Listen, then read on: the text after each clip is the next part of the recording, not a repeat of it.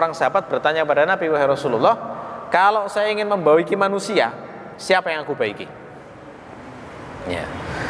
Zaman sahabat itu kayak gini ditanyakan, karena membaiki sendiri kalau nggak punya ilmunya kadang orang salah prioritas. Seperti zaman sekarang, kadang orang itu baik banget kepada temannya misalnya, tetapi orang tuanya malah tidak dipedulikan. Itu kan salah prioritas itu. Baik pada teman itu ya bagus, tapi jangan melalaikan ke orang tua. Teman pinjam uang sekian juta, puluhan juta, dikasih. Orang tua butuh uang, walletnya Masya Allah. Kan ada yang kayak begitu itu. Kan keliru itu kayak begitu itu. Ada yang seperti itu. Harusnya orang tua jangan sampai utang ya. Orang tua itu harusnya tidak boleh sampai utang ke anak. Kalau orang tua itu sampai utang ke anak, jangan-jangan anaknya ini tercitra pelit, sehingga kalau diminta tidak boleh, akhirnya ngomongnya utang. Anak itu kalau sampai diutangi orang tua terus sedih loh ya. Yuh, apakah aku terlalu pelit sampai orang tua bilang utang ini? Harusnya kan minta, kan haknya orang tua itu untuk minta ke anak. Kalau orang tua butuh itulah apa ya, pantas untuk meminta orang lain. Bukankah anaknya itu yang paling layak untuk dimintai? Ya, gitu. Bismillahirrahmanirrahim. Assalamualaikum warahmatullahi wabarakatuh. Alhamdulillahi rabbil alamin, wabihi nasta'inu ala umurid dunya waddin, wassalatu wassalamu ala sayyidil mursalin wa imamil muttaqin, sayyidina Muhammadin wa ala alihi wa sahbihi wa man tabi'ahu bi ihsanin ila yaumiddin. Allahumma inna nas'aluka ilman nafi'a wa rizqan tayyiba wa amalan mutaqabbala. Rabbana zidna ilma warzuqna fahma waj'alna minas salihin. Allahumma ja'alna minar rasyidin. Amma ba'd. Bapak Ibu jamaah Masjid Ibnu Sina rahimakumullah. Alhamdulillah, kita lanjutkan kajian kitab Al-Arba'in An-Nawawiyah. Dan kali ini kita membahas hadis ke-27. Tema kita malam hari ini adalah tentang al-birru wal ismu, kebaikan dan dosa. Sebenarnya apa itu? Definisi kebaikan dan dosa. Sebuah istilah yang mungkin sering kita dengar, tetapi barangkali kajian mendalam terkait definisi, batasan dan cabangnya tidak selalu kita mendengarnya. Jadi melalui kajian hadis ke-27 ini kita berusaha untuk menajamkan hal itu, memperoleh pemahaman yang lebih terstruktur berdasarkan hadis Nabi. Saya bacakan hadisnya. Anin Nawas bin Sam'an al-Ansari qala. Dari An-Nawas ibnu Sam'an al-Ansari, beliau berkata, Sa'altu Rasulullah sallallahu alaihi wasallam, aku bertanya kepada Rasulullah sallallahu alaihi wasallam. Jadi hadis itu ada yang berawal dari pertanyaan seperti ini. Ada juga hadis yang langsung disampaikan oleh Rasulullah. Ada juga yang ucapan Nabi itu muncul sebagai reaksi dari peristiwa atau kejadian tertentu. Ya. Salah satu penyebab munculnya hadis Nabi adalah pertanyaan. Dan pertanyaan ini memang sumber ilmu. Orang kalau punya pertanyaan yang bagus, maka akan mendapatkan ilmu yang bagus. Bahkan termasuk ilmu dunia sekalipun, itu kan berawal dari pertanyaan sebenarnya. Istilah ilmiahnya rumusan masalah, kan aslinya pertanyaan itu. Sebenarnya apa pertanyaannya? Lalu berusaha dijawab dengan eksperimen, observasi, penyelidikan. Jadi pertanyaan itu tidak dilarang oleh Rasulullah. Cuma Rasulullah itu tidak suka kalau pertanyaan itu terlalu banyak yang tidak bijaksana. Itu Rasulullah nggak suka. Yang dimaksud pertanyaan yang jelek itu bagaimana dalam urusan agama? Pertanyaan yang jelek itu adalah seperti pertanyaan Bani Israel saat diperintah untuk menyembelih sapi. Kan perintahnya simpel sebenarnya. sembelihlah sapi. Andai kan dilaksanakan langsung ya selesai, sapi apapun bisa berarti. Tapi mereka bertanya dengan pertanyaan yang nggak penting itu. Warnanya apa loh? Allah itu nggak menentukan warna gitu ya. Terus tanya warna. Akibatnya dipersulit, akhirnya ditentukan warnanya gara-gara pertanyaan itu. Nah, itu pertanyaan yang tidak disenangi Rasulullah semacam itu. Yang Allah tidak menetapkan ketentuan tertentu, tapi gara-gara pertanyaan seseorang akhirnya ditetapkan. Nah, itu yang nggak baik ya. Pernah ada seorang laki-laki tanya pada Rasulullah. Rasul kan bilang begini, sesungguhnya Allah mewajibkan haji pada kalian. Ada yang tanya, apakah tiap tahun wahai Rasulullah? Wah, ini tidak enak pertanyaannya ya. Kalau dijawab iya, ya beneran itu wajib tiap tahun dan nggak ada yang bisa melaksanakan itu. Contohnya Rasulullah diam. Beliau diam kemudian mengatakan, biarkan aku dengan apa yang sudah aku sampaikan. Karena kalau aku menjawab iya, maka akan wajib bagi kalian sampai akhir zaman, dan itu kalian tidak akan sanggup melaksanakan. Itu ada contoh-contoh pertanyaan yang tidak bijaksana. Ada pertanyaan-pertanyaan yang memang kalau di zaman dulu itu ketika dijawab akan memberatkan kaum muslimin. Ya.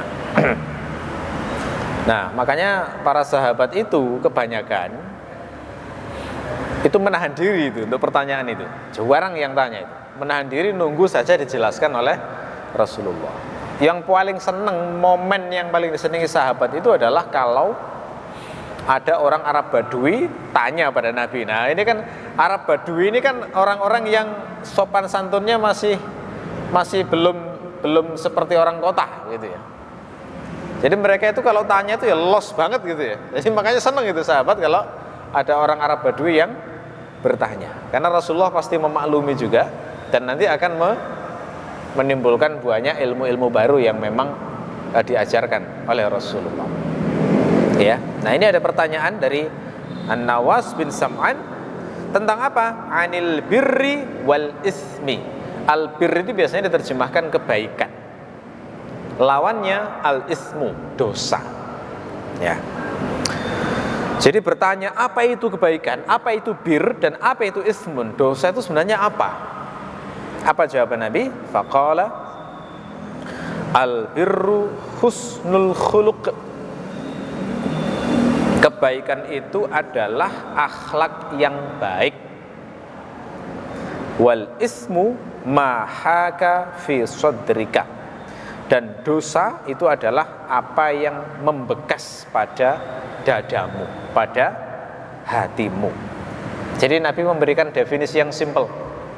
Kebaikan itu intinya adalah akhlak yang baik, intinya gitu. Sementara yang namanya dosa itu pokoknya cirinya adalah membekas pada dada, tidak enak rasanya, menimbulkan kegalauan, menimbulkan keresahan.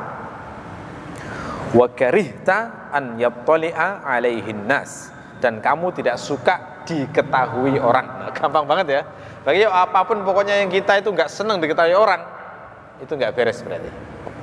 Karena tidak ada kebaikan yang disembunyikan.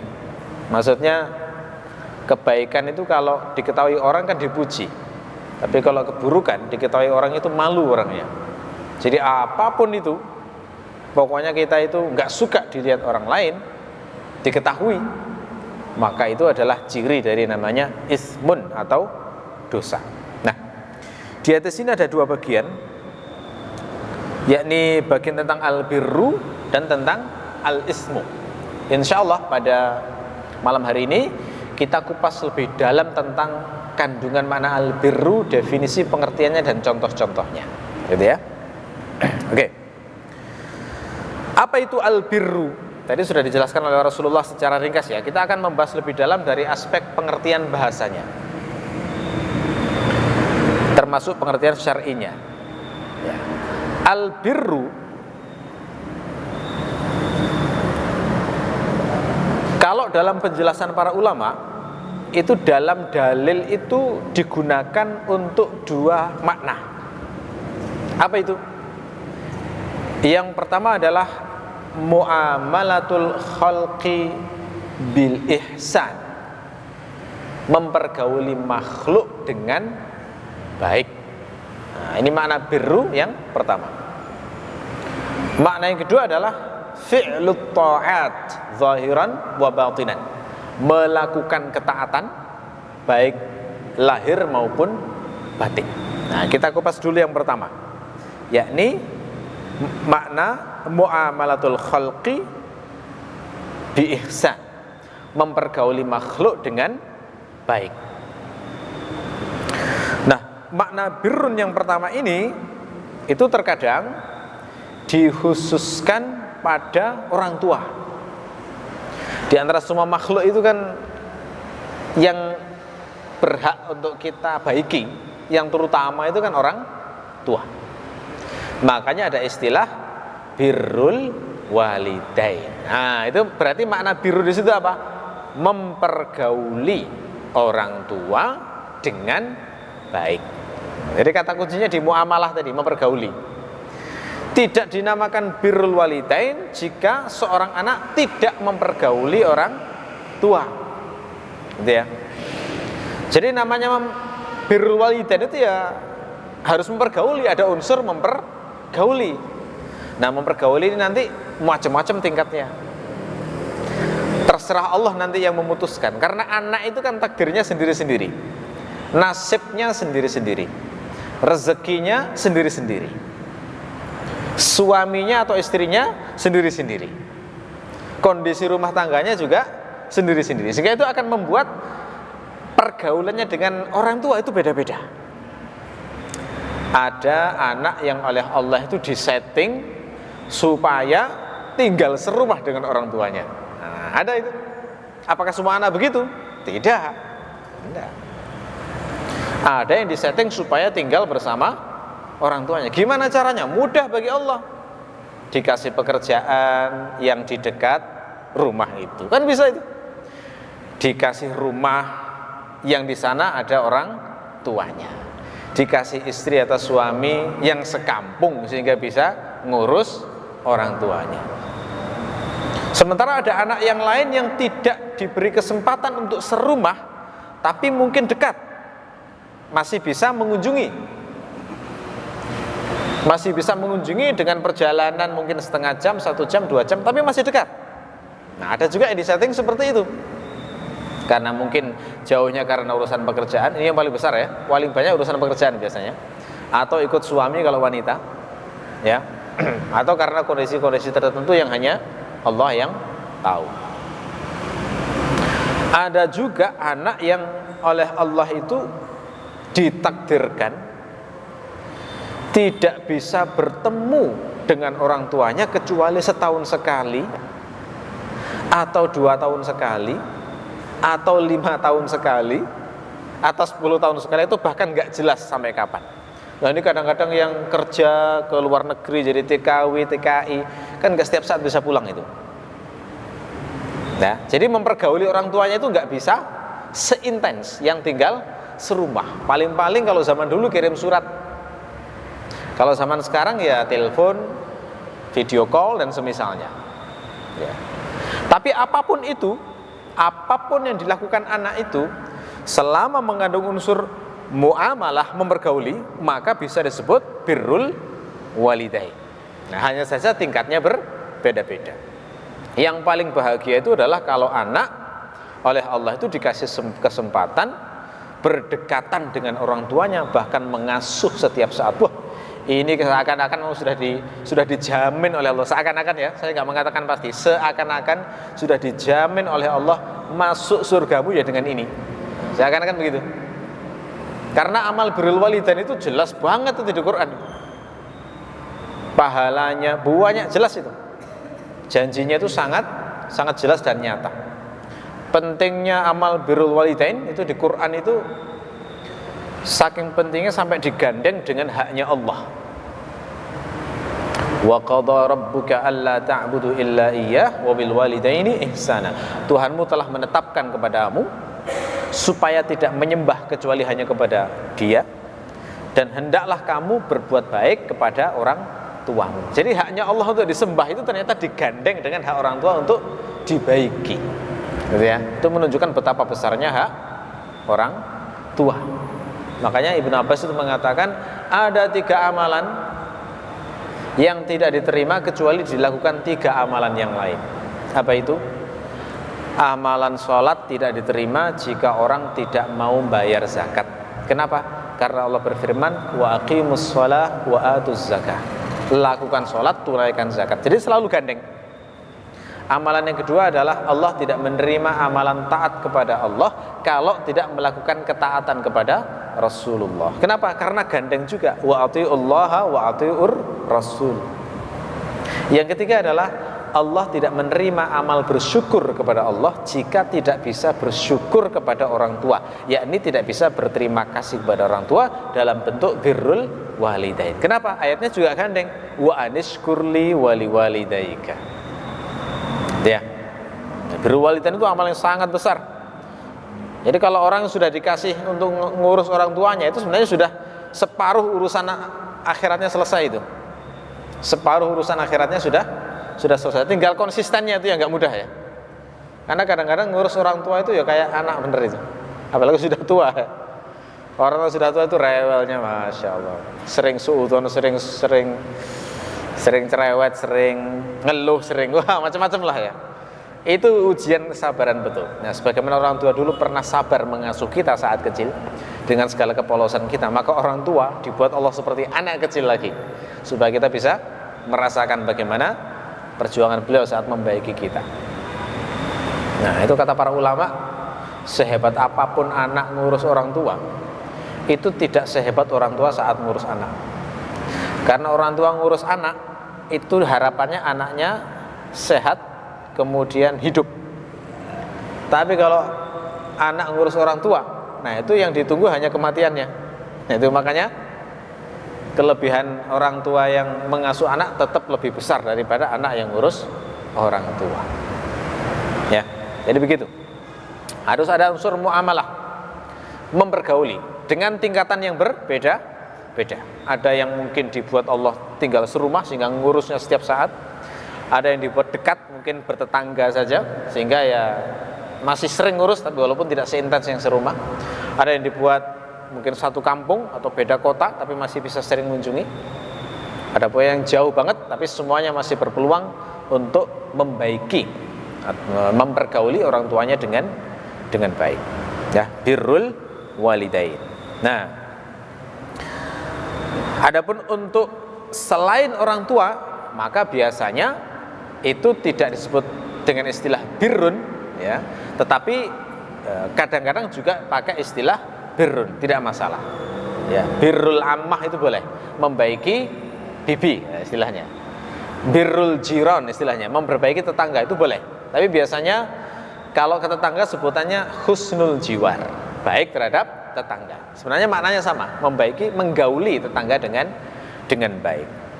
Nah, karena birrun bermakna mempergauli makhluk dengan baik inilah, nampaknya sejumlah ulama ingin mempermudah kaum muslimin supaya bisa melaksanakan perintah birrun ini dengan cara mengarang kitab secara khusus tentang birrun. Di antaranya adalah ada Ibnu Al-Mubarak. Beliau itu punya kitab judulnya Al-Birru Was-Silah. Al-Birru Wal-Silah. Jadi isinya tentu saja berisi tentang bagaimana membaiki makhluk, terutama sekali orang tua dan kerabat. Nah, kalau orang tua itu biasanya istilahnya memang birrul walidain. Kalau selain orang tua yang masih kerabat biasanya disebut silaturrahim.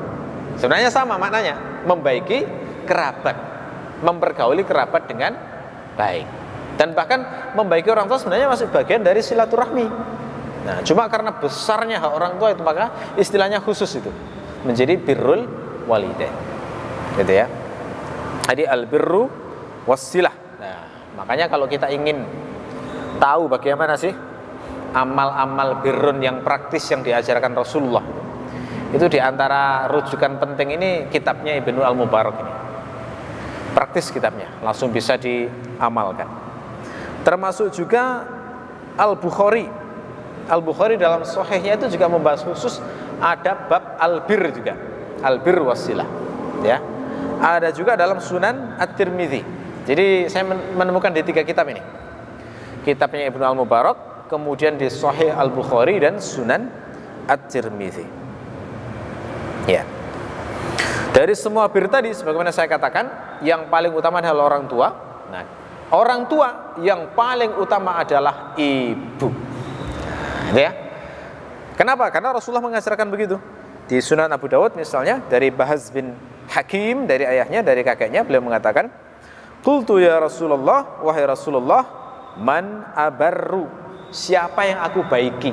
Nah, ini berarti bir yang bermakna mempergauli dengan baik. Jadi seorang sahabat bertanya pada Nabi, "Wahai Rasulullah, kalau saya ingin membaiki manusia, siapa yang aku baiki?" Ya. Zaman sahabat itu kayak gini ditanyakan, karena membaiki sendiri kalau nggak punya ilmunya kadang orang salah prioritas. Seperti zaman sekarang, kadang orang itu baik banget kepada temannya misalnya, tetapi orang tuanya malah tidak dipedulikan. Itu kan salah prioritas itu. Baik pada teman itu ya bagus, tapi jangan melalaikan ke orang tua. Teman pinjam uang sekian juta, puluhan juta, dikasih. Orang tua butuh uang, walletnya Masya Allah. Kan ada yang kayak begitu itu. Kan keliru itu kayak begitu itu. Ada yang seperti itu. Harusnya orang tua jangan sampai utang ya. Orang tua itu harusnya tidak boleh sampai utang ke anak. Kalau orang tua itu sampai utang ke anak, jangan-jangan anaknya ini tercitra pelit, sehingga kalau diminta tidak boleh, akhirnya ngomongnya utang. Anak itu kalau sampai diutangi orang tua harus sedih loh ya. Yo, apakah aku terlalu pelit sampai orang tua bilang utang ini? Harusnya kan minta, kan haknya orang tua itu untuk minta ke anak. Kalau orang tua butuh itulah apa ya, pantas untuk meminta orang lain. Bukankah anaknya itu yang paling layak untuk dimintai? Ya, itu. Ada yang lebih berkorban demi kekasihnya, sementara orang tuanya malah diabaikan. Kan keliru juga itu. Tidak boleh itu. Sama kekasihnya habis-habisan, sama orang tuanya sekedarnya saja. Kalau ingat, itu pun masih kalau ngasih sambil mukanya kusap, ya, mukanya mengkerut. Ya, itu kan ya salah prioritas. Nah, ini makanya sahabat semacam ini tuh kelihatannya seperti pertanyaan yang simpel tapi penting itu. Itu karena memberi ilmu tentang prioritas berbuat baik. Zaman dulu itu ada namanya pertemanan, zaman jahiliyah ya. Namanya pertemanan itu sampai levelnya itu saling bersumpah sampai saling mewarisi zaman dulu itu. Jadi kalau teman baik itu sampai saling bersumpah, oke, saya akan membelamu, kamu membela saya. Saya mewarisi kamu, kamu mewarisi saya. Sampai kayak begitu. Ya, kalau kamu ada yang ganggu, saya siap membela. Itu sampai semacam itu. Ya, ini memang ada zaman dulu orang yang perilakunya demikian. Saya juga pernah mendengar ada orang yang katanya persahabatannya sampai sehidup semati, lalu kemudian simbol dari persahabatan yang tidak akan pernah lekang oleh waktu itu mereka menyatukan darah mereka. Jadi melukai bagian tubuhnya, darahnya diteteskan, terus kemudian semuanya meminum darah tersebut. Wah, ada yang kayak begitu itu. Saya mendengar cerita ini ya ketawa aja. Kenapa? Karena yang cerita setelah itu mengatakan, nah itu dulu kayak gitu. Setelah nikah, alah, lupa semua sudah. Nggak ada kenyataannya itu ya. Tapi ada yang levelnya semacam itu ya. Ada itu. Ya, jadi real. Jadi hal-hal kayak gini itu adalah real. Orang-orang itu membangun loyalitas di zaman sekarang itu dengan berbagai macam ikatan. Ada ikatan pertemanan, ada namanya ikatan MLM. Jadi itu kalau ketemu rasanya kayak saudara. Ada ikatan sesama pecinta akik. Itu kalau ketemu juga seperti beda rasanya. Ya. Dan macam-macam lah itu. Kadang-kadang loyalitasnya itu kadang melebihi daripada kebaikannya kepada orang tua. Itu salah, itu tidak boleh. Ya, boleh berbuat baik pada siapapun, tapi tetap prioritas utama namanya membaiki makhluk adalah ayah dan ibu, orang tua, terutama ibu.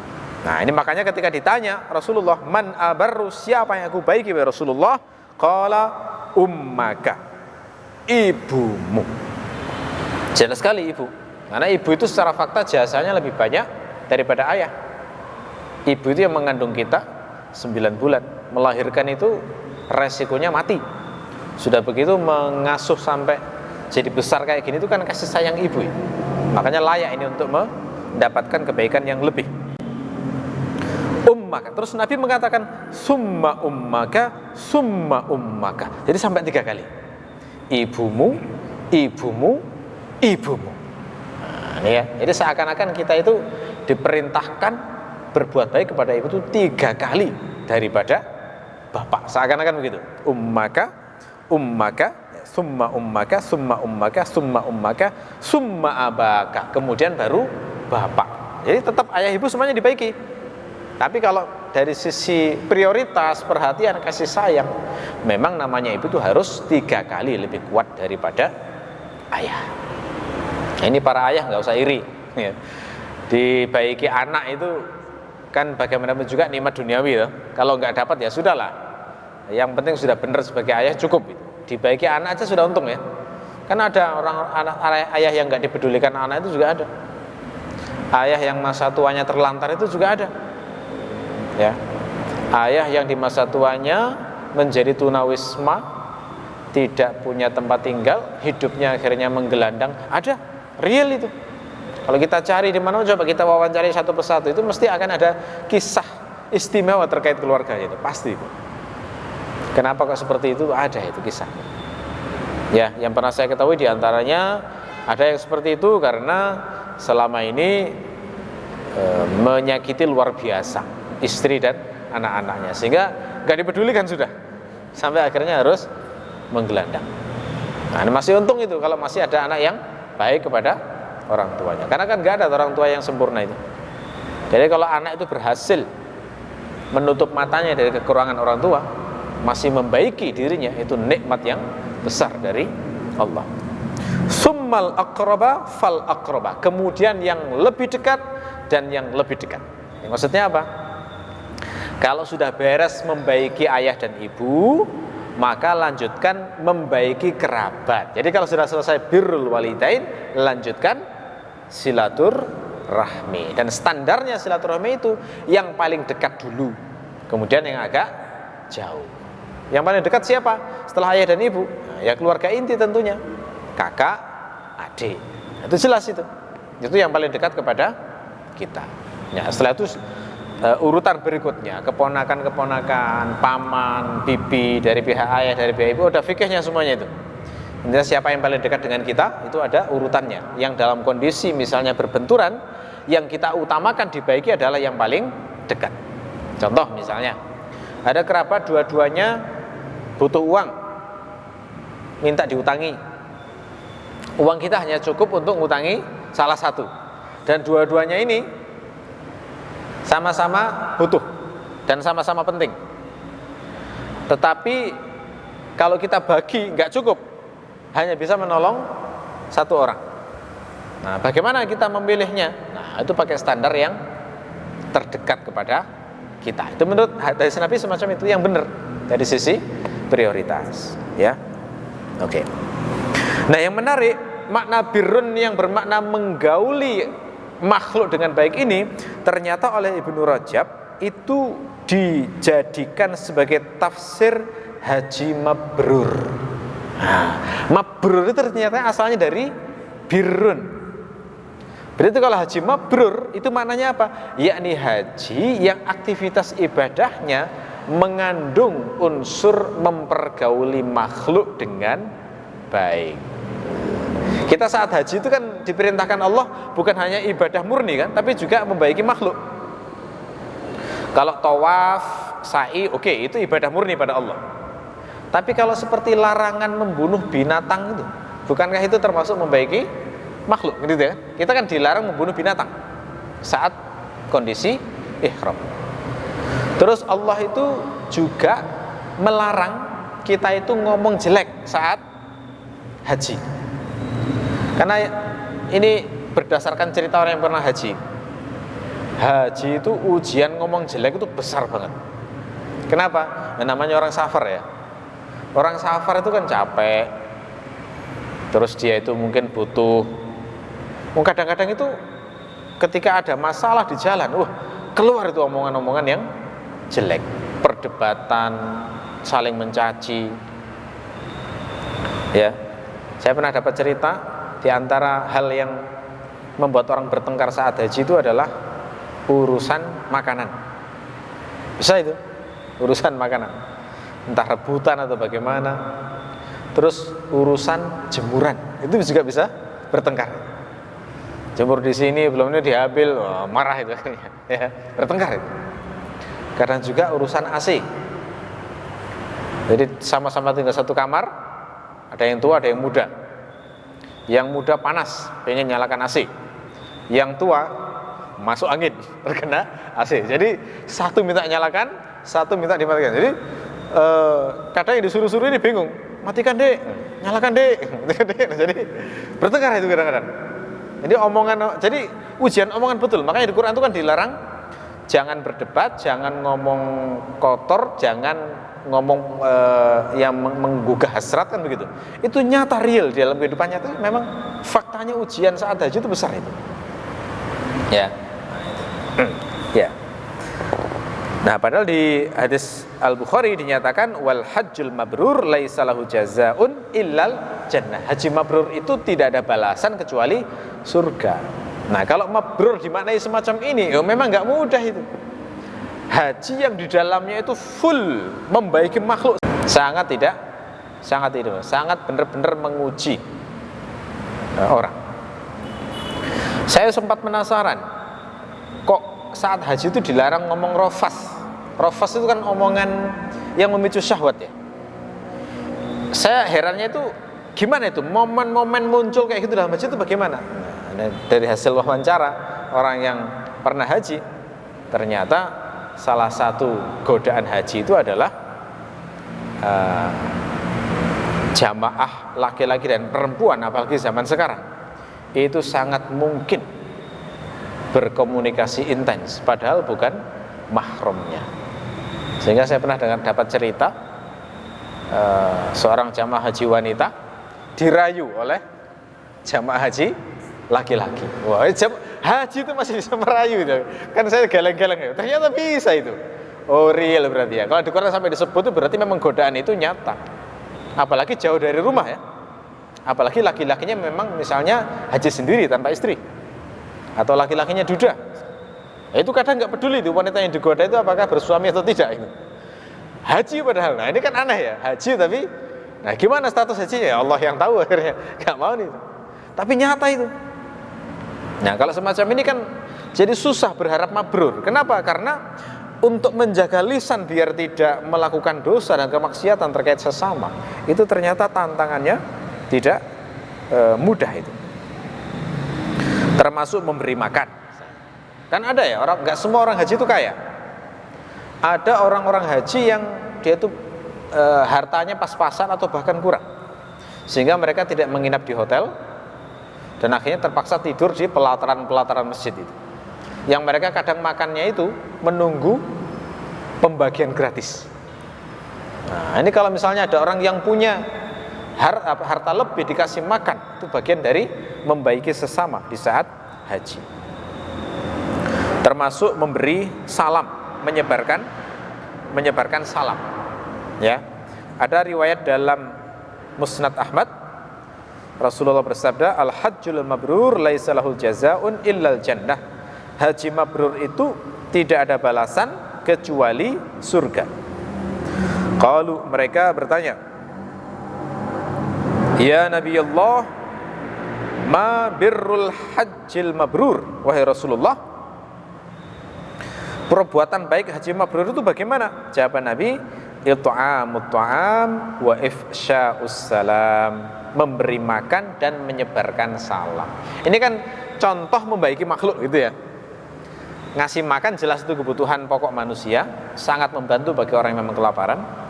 Ifsya'us salam, menyebarkan salam, itu tandanya dia itu nggak punya dendam, nggak punya sakit hati kepada orang lain.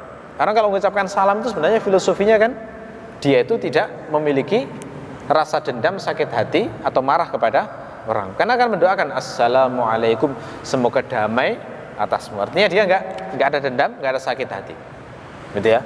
Jadi ini seakan-akan simbol bahwa saat haji itu saya nggak membenci siapapun. Saya tidak dendam pada siapapun. Saya tidak marah pada siapapun. Jadi semuanya dapat salam saya. Gitu ya. Nah, ujian haji itu diantaranya ditipu. Ya, ditipu. Foto, ditarik uang yang jutaan. Ada kayak gitu. Ya. Kadang-kadang itu waktunya tahallul, potong rambut, ada tukang potong rambut yang keliling gitu ya, langsung nyukur, terus narik tarif sampai 3 kali lipat dari harga normal kan. Kadang jengkel gitu ya. Kalau nggak punya pengalaman merasa ditipu itu kan kadang jengkel. Tapi kalau orang bisa menata hatinya, ini saya sedang haji, saya kena musibah gini, mungkin kesalahan saya di masa lalu yang tidak dibersihkan oleh Allah, tenang, selesai. Jadi nggak muncul ucapan yang buruk. Gitu ya. Apalagi seperti ujian yang kemarin itu, wukuf di Arafah, bisnya nggak datang-datang, terpanggang di daerah yang sangat panas. Itu kan menguji betul itu. Kan ada yang sampai pingsan, mungkin sakit, bahkan sebagian meninggal kan. Cukup banyak yang meninggal ya waktu haji kemarin itu. Ujian betul itu. Itu bisa maki-maki betul itu. Ya, memang tidak mudah untuk menjaga lisan saat haji. Makanya dalam riwayat yang lain dari Musnad Abu Daud At-Tayalisi,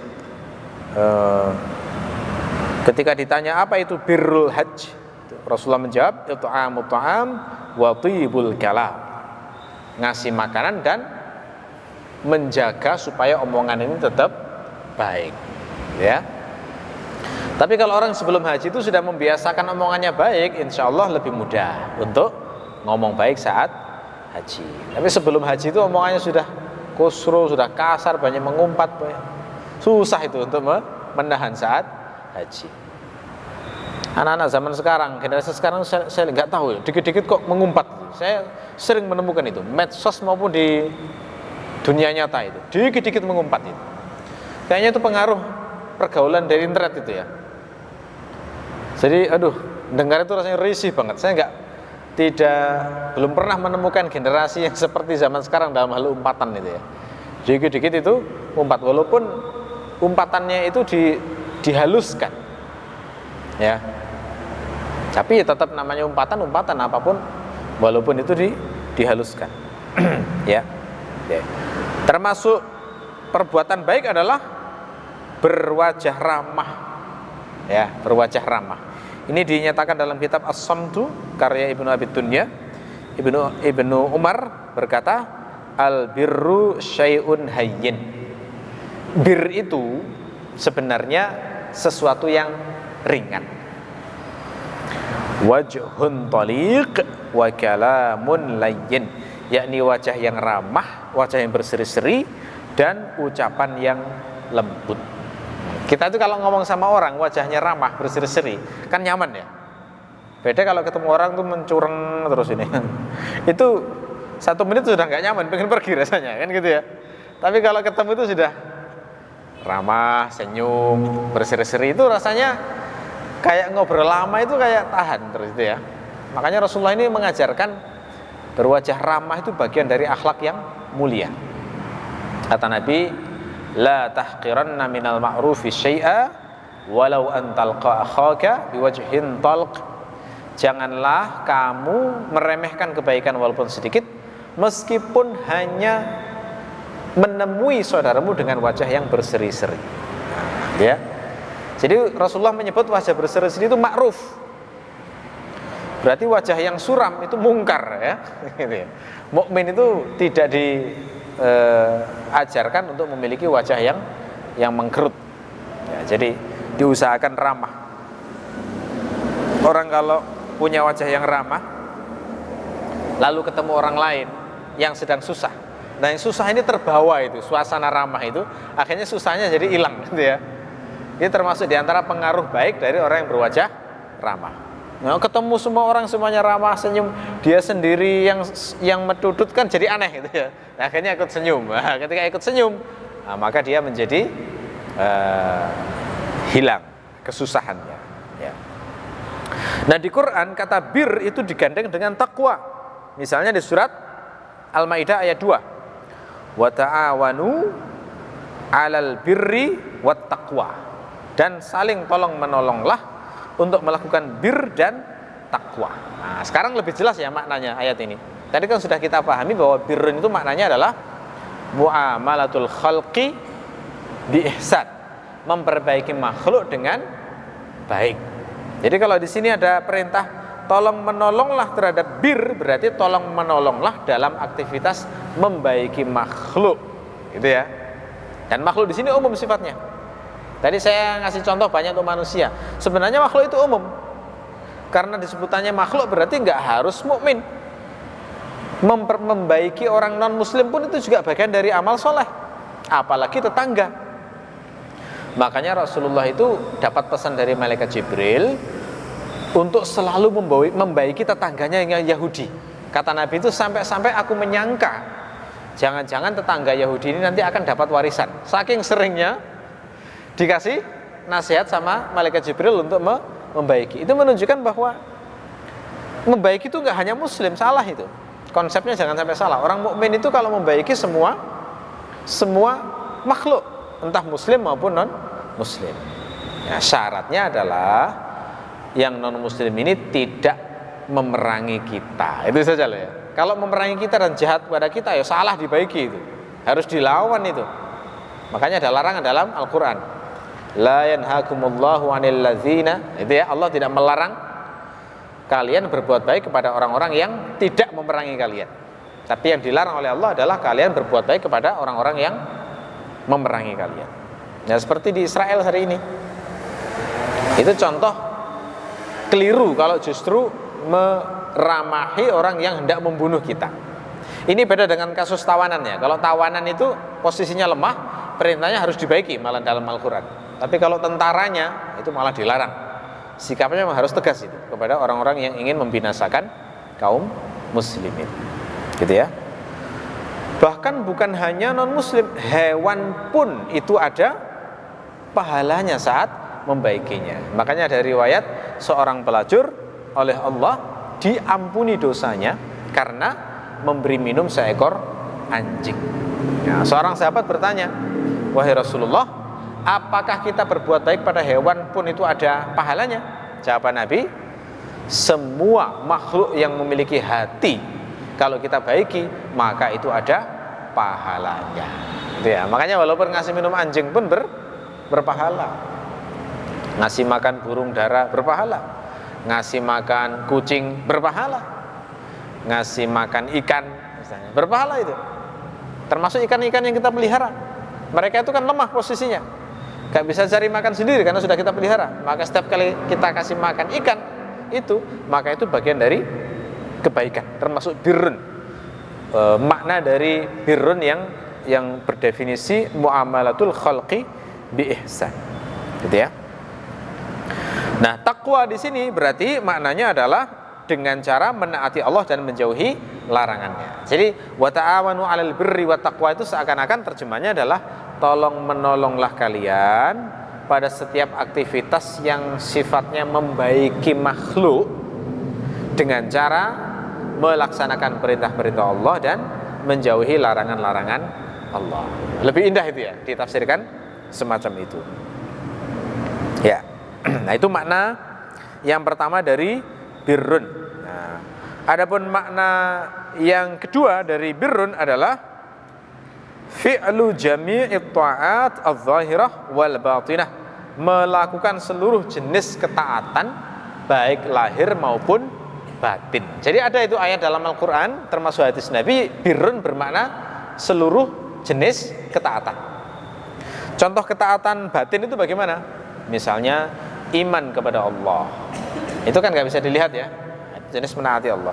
Termasuk iman pada akhirat, termasuk tawakal, termasuk qanaah. Qanaah itu juga bagian dari menaati Allah.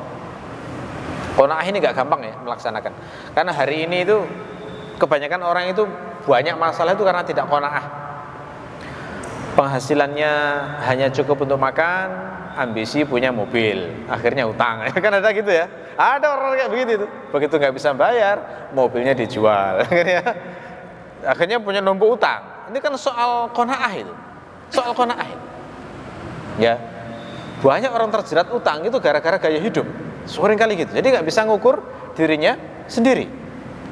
penghasilan UMR yang bisa nabung per bulannya mungkin 500.000, sudah pingin beli mobil.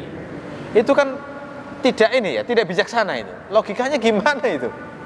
Mobil itu kan mahal harganya, terus biaya perawatannya juga nggak sedikit, terus pajaknya juga lumayan kan begitu. Seharusnya kalau levelnya semacam itu ya cukuplah qanaah dengan kondisinya.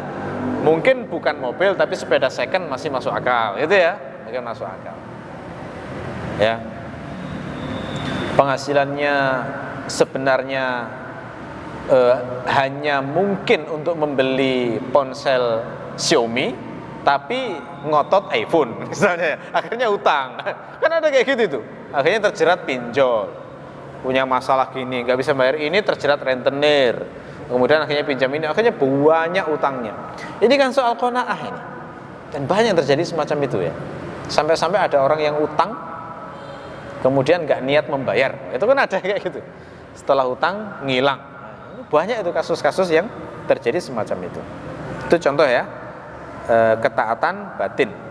Contoh ketaatan lahir ini banyak, sholat, silaturahmi, membebaskan budak, membayar zakat dan lain sebagainya. Nah, birrun dengan makna seperti inilah yang disebutkan Allah dalam surat Al-Baqarah ayat 177. Allah berfirman, walakinnal birra man amana billah. Yang dinamakan bir itu adalah orang yang beriman kepada Allah. Berarti ketaatan batin ya. Wal yaumil akhir, beriman kepada hari akhirat. Itu juga penting itu. Apa sih pentingnya beriman hari akhirat itu? Kalau orang beriman pada hari akhirat, maka dia tidak akan pernah mendramatisasi kehidupan dunia. Jadi orang kalau masih heboh dengan urusan dunia, tandanya berarti imannya ke hari akhirat itu lemah sebenarnya aslinya. Merasa menjadi orang yang paling menderita, kemudian akhirnya memutuskan untuk bunuh diri, itu aslinya berarti imannya terhadap hari akhirat itu masih lemah. Karena kalau imannya kuat pada hari akhirat, tidak akan pernah ada urusan dunia yang benar-benar mengganggunya.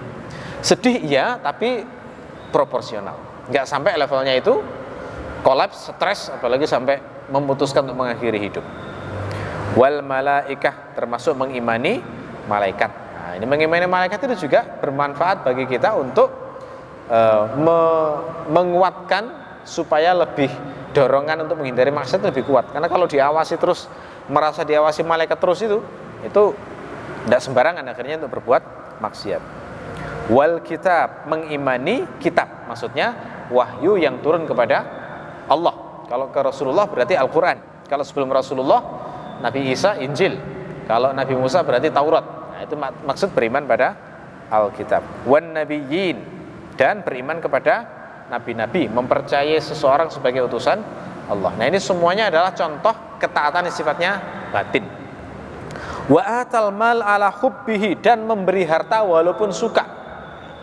Ini termasuk birrun kata Allah adalah ngasih harta walaupun mencintai harta tersebut. Ini amal yang asli itu kayak begini mestinya. Jadi ngasih itu bukan uang sisa-sisa, tapi justru ngasih sesuatu yang selama ini paling disenanginya. Nah, gitu ya.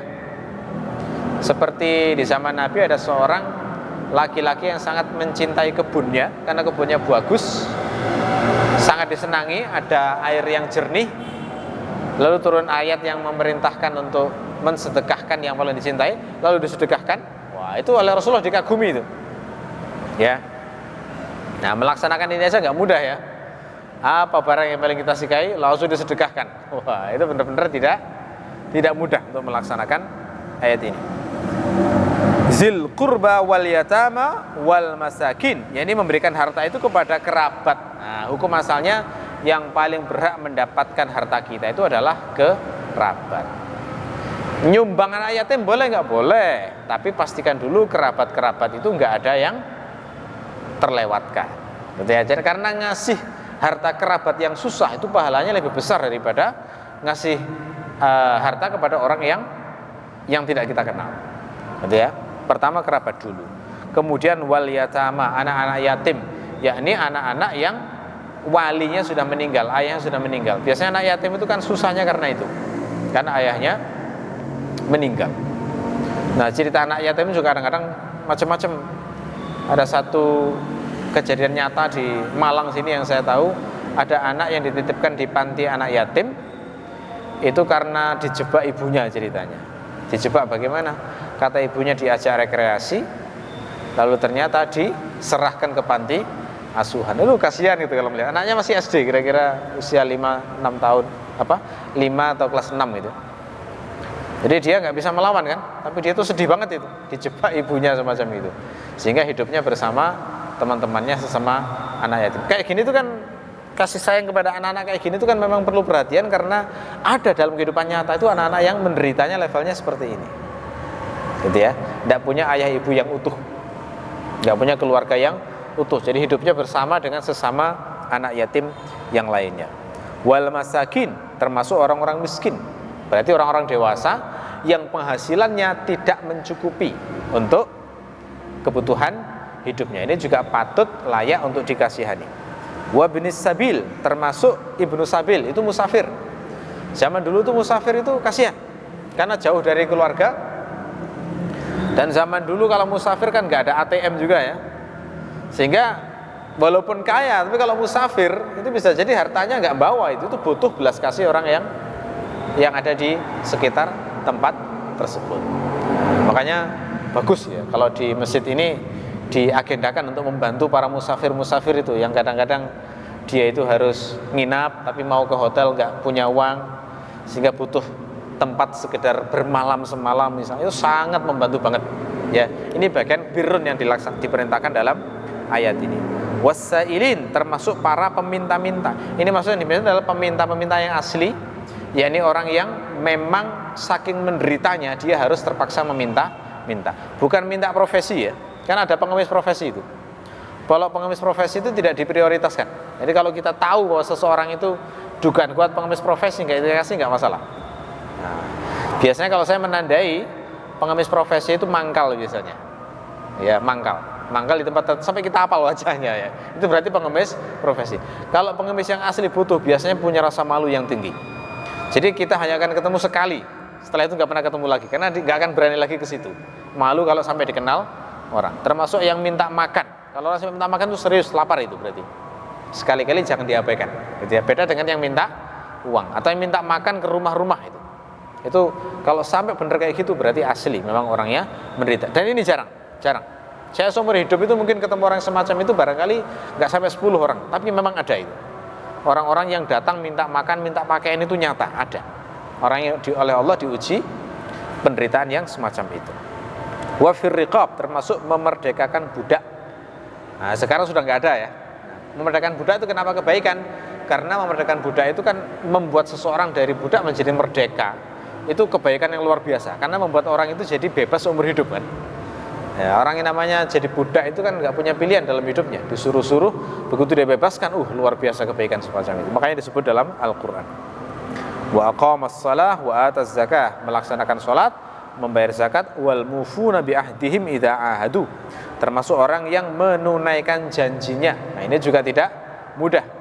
Pedagang-pedagang itu gak gampang memenuhi janji, gitu ya. Kadang-kadang beleset, seringkali termasuk orang yang utang, itu jarang yang memenuhi janji. Bilang dibayar sekian, molor sampai sekian bulan, kadang sampai lupa, gitu ya. Was-sabirin fil ba'sa'i wad-dharra, termasuk orang-orang yang tangguh saat tertimpa kesusahan. Ya, ulaikal ladzina shadaqu wa ulaika humul muttaqun. Itulah orang-orang yang jujur dengan ucapannya, dan itulah orang-orang yang takwa. Nah, ini contoh bir yang bermakna fi'lu jami'it ta'at, mengamalkan seluruh ketaatan. Jadi kalau ketemu kata birrun dalam dalil, nggak akan lepas dari dua makna ini. Makna pertama adalah membaiki makhluk, yang kedua adalah ketaatan secara umum. Nah, makanya kita harus tahu konteksnya biar saat memahami itu tidak keliru. Nah, kaitannya dengan hadis Nabi tadi, ketika Rasulullah itu mengatakan apa itu birrun, kemudian beliau menjawab husnul khuluq, berarti beliau itu mengambil makna yang kedua, semua ketaatan. Kenapa? Karena hakikatnya akhlak yang baik itu mencakup akhlak kepada sesama, termasuk akhlak kepada Allah. Sehingga itu mencakup semuanya sudah.